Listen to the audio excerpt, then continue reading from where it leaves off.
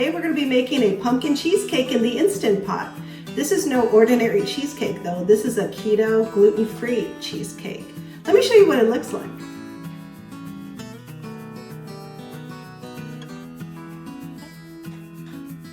So come along with me and let's make this pumpkin cheesecake in the Instant Pot together.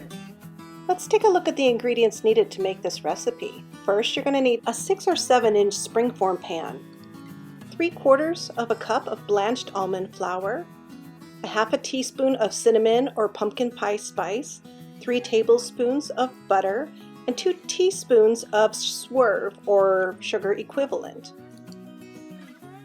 12 ounces of cream cheese, 2/3 of a cup of canned pumpkin puree, half a cup of sugar equivalent, in this case I'm using Swerve, 3 tablespoons of heavy whipping cream, 2 large eggs, tablespoon of lemon juice, a teaspoon and a half of vanilla extract, and 1.5 teaspoons of pumpkin pie spice. For the whipped cream topping, you're going to need 1 cup of heavy whipping cream, 2 to 3 tablespoons of sugar substitute, and about 1/2 teaspoon of vanilla extract.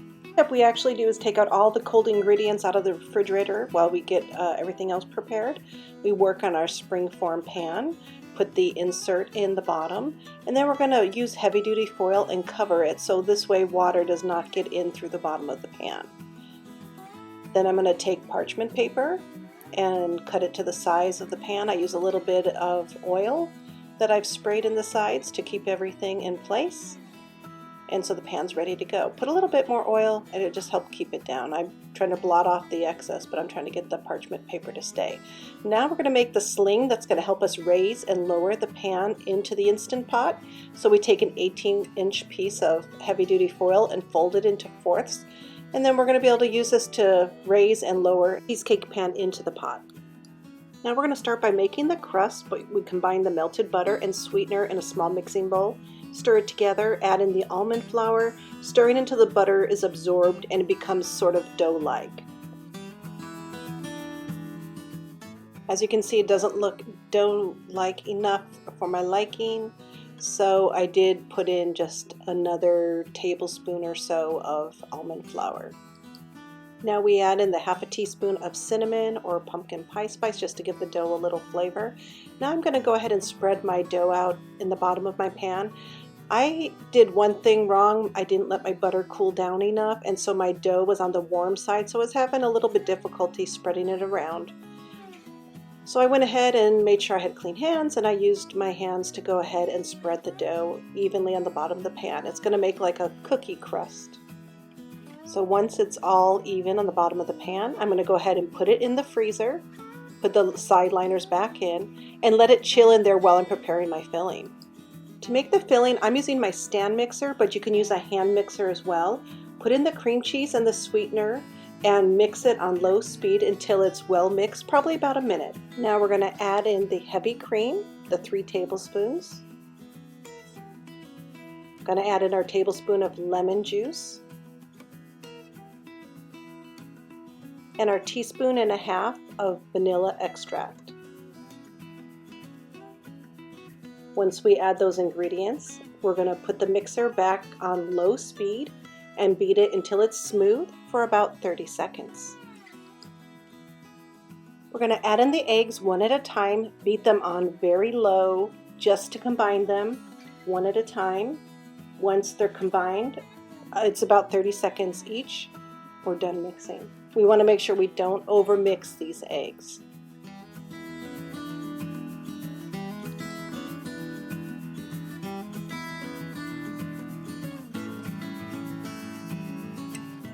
So now we're going to remove the pan with the chilled crust from the freezer and pour about 3/4 of the batter over the crust.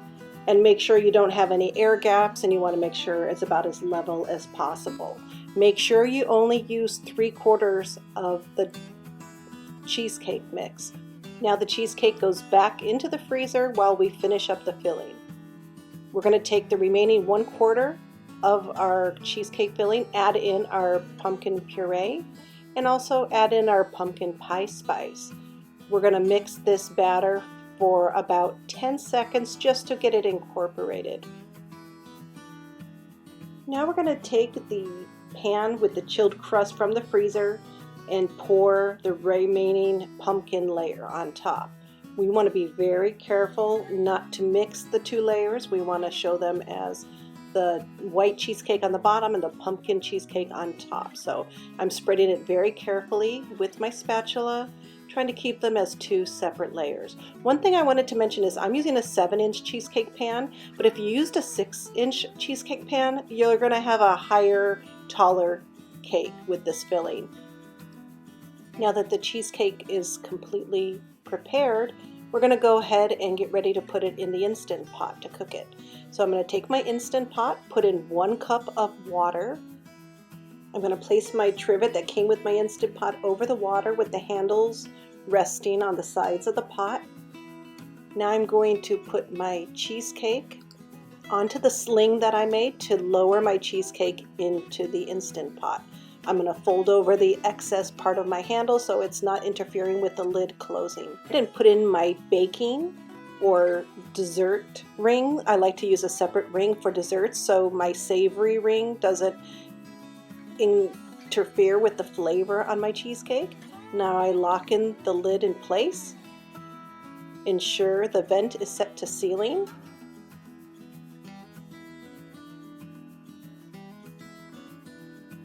I'm going to cook it on high pressure for 40 minutes. After the 40-minute cooking time has elapsed, I'm going to let it sit under a natural pressure release for 15 minutes.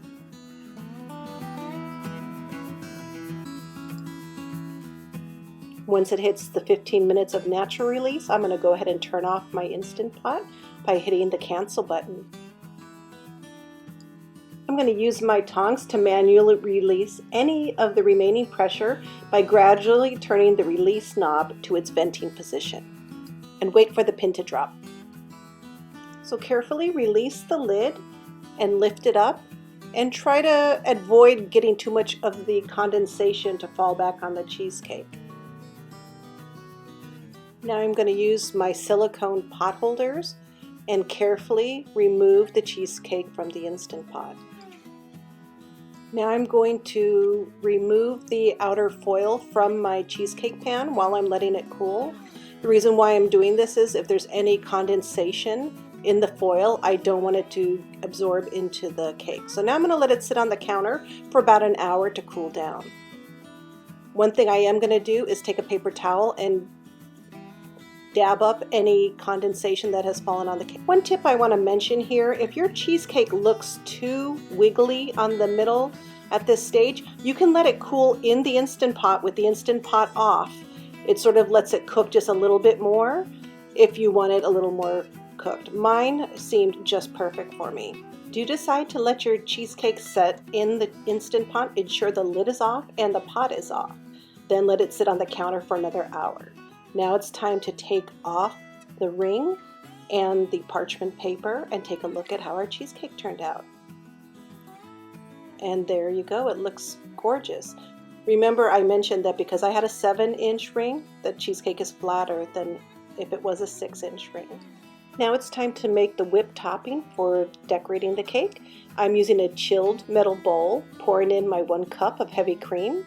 I'm also going to be adding in my few tablespoons of sweetener.